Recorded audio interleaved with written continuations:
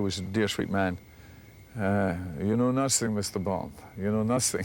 Cubby and Harry, when they saw the first rushes, went bananas. They said, you can't, you can't understand a thing. I said, don't worry, because we're now going to dub him later. Hamilton instructed Frobe to speak quickly, which aided actor Michael Collins, who provided the voice for Auric Goldfinger. How do you do? How do you do? Guy knew exactly what he wanted and how he wanted it. He's one of those kind of people. Very, very contained director. Very, very cool. He's very much get in there and do it or else. Hamilton definitely wanted Honor Blackman for the female lead, Pussy Galore. There was hardly anybody else about that was as right for it as me, because at that point I was having a huge success in the Avengers, and I was coming to the end of my 2-year stint. So since the character demanded a knowledge of judo, and I was a hot property at that point, it seemed dead right that I should play it. And there was no question of chemistry between Goldfinger's two stars. I mean, he is, I think without doubt, the sexiest man I've ever met. He has a natural authority, charisma.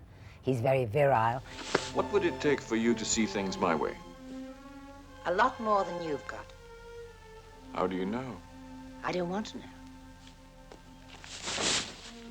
Isn't it customary to grant the condemned man his last request? You've asked for this. It was very funny when we did the fight in it, so-called fight, because I had been used to doing judo in the studio on the cement. So they had banks and banks of straw and all sorts of things, and they said, will that be all right? Can you land on, will you be safe? And all. I mean, it was luxury for me, because I'd had such a terrible time in the studio with the cement floor, you know. So we had quite a lot of fun in The Hague, because we had to lie about for quite a long time. Casting Oddjob proved to be no challenge at all. I was watching one Saturday afternoon, there used to be wrestling, and there was Oddjob on television. Harold Zakata came on, and everybody booed, and there was Oddjob. And Harold Zakata had been a serious athlete, had been the first Hawaiian to get a silver medal at the Olympics. Harold was a monumentally strong but very genuine and gentle guy. And he gave me that chop behind the neck at the fridge. He put me on the floor. He wasn't quite used to the cinema technique of taking it to the wire and then stopping, you know. And some days I think I still have it from then. He was a joy to work with, and a very brave man, because in Fort Knox, when those fireworks go off at the end, he got badly burnt, and he was hanging on there, and I didn't say cut because all the sparks were flying everywhere, and it looked good to me. So finally a Harold thing, and then he'd really burnt his hands, but Guy, you didn't say cut, so I just hung on in there. Rounding out Goldfinger's villains was Kish, the man with the nuclear key. We're trapped. The bomb. I take the fuse out. I was going to be in a stage play in London, and my agent suddenly said to me, by the way, I got you out of that play. I said, what do you mean you got me out? I was in a lot of trouble getting in. He said, I got you a part in the next James Bond film, Goldfinger, instead. I said, oh, that's fair enough. Don't be a fool. You can be a hero. I'm not. I was thrown over the railings, and there were some cardboard boxes and mattresses and things that I landed on the other side. But the actual fall was about 40-foot fall, I think. That was done by Bob Simmons.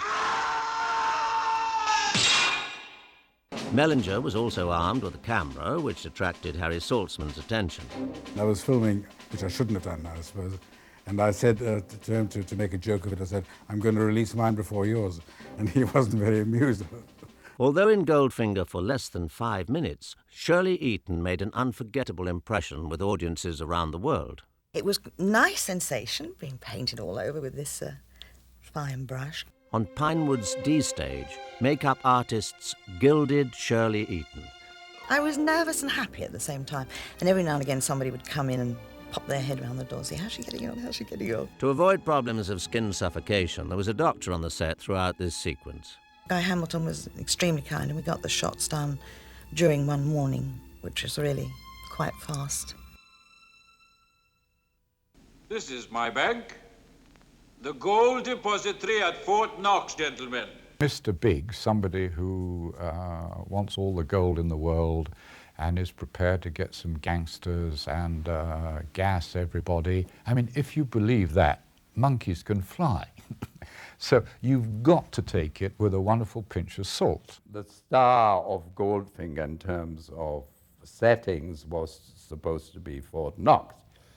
We had a friend of Cubby Broccoli, who was called Colonel Rouchon, who had great influence with the American authorities. So I was whisked off to Kentucky and was allowed to fly over Fort Knox and to look at it from the outside, but I wasn't allowed to go anywhere really near it because it was so protected, and there were sort of loudspeakers all over the place saying, "You are now trespassing, don't approach any," and there were also people with machine guns. At that time it was discussed that perhaps Fort Knox would be in Portugal, but we eventually put it on the back lot at Pinewood. Suddenly bulldozers started to appear, they started bulldozing roads, laying concrete, and I thought, oh my God. Originally, the final battle was to take place at the gates of the gold depository, but Cubby Broccoli insisted that the villain enter the world's most secure building.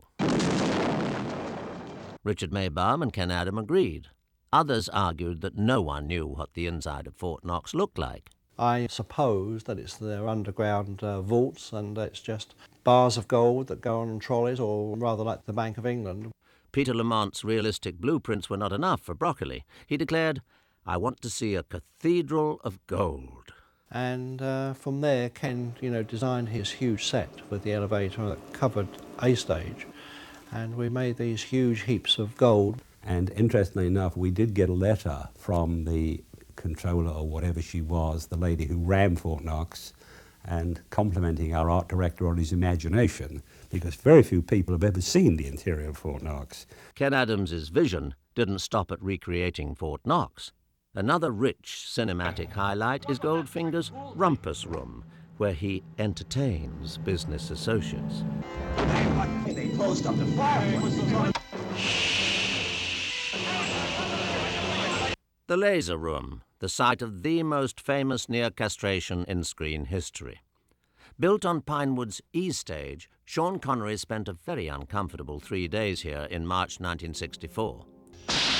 Well, it didn't surprise me because he took quite a pleasure in finding ways to make it difficult for me. They brought a real laser in, which looked great, a very pencil-thin line. As soon as you turn all the studio lights on, it disappeared. So suddenly we're faced with John Steers made up this fake one, and we optically put the stuff on afterwards. We had to pre-cut the area which was going to melt, then very carefully fill the whole lot in with solder, and then, of course, make the top finish again to look like gold. I was underneath that thing, that table, the gun, which was a acetylene that was cutting the channel. Somebody had to go be under there, of course, in case the confounded thing went wrong at the last minute, and it didn't stop when it should. Good night, Mr. Bond.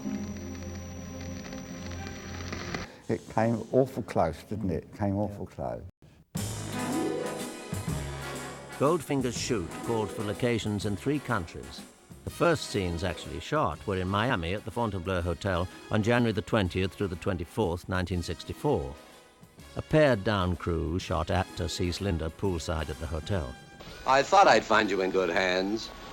To shoot coverage of Goldfinger's card scam, Hamilton used Michael Busson, doubling for Gert Frobe, and Ignacio Almagro, doubling for Connery. The Miami shoot also included the car-crushing sequence.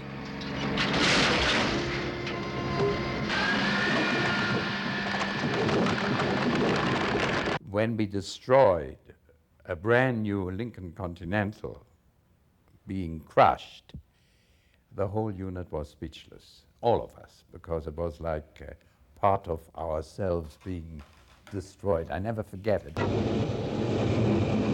In April, filmmakers recreated the Fontainebleau pool area on Pinewood's D stage to complete the scene. Ian Fleming visited the set during filming of this sequence.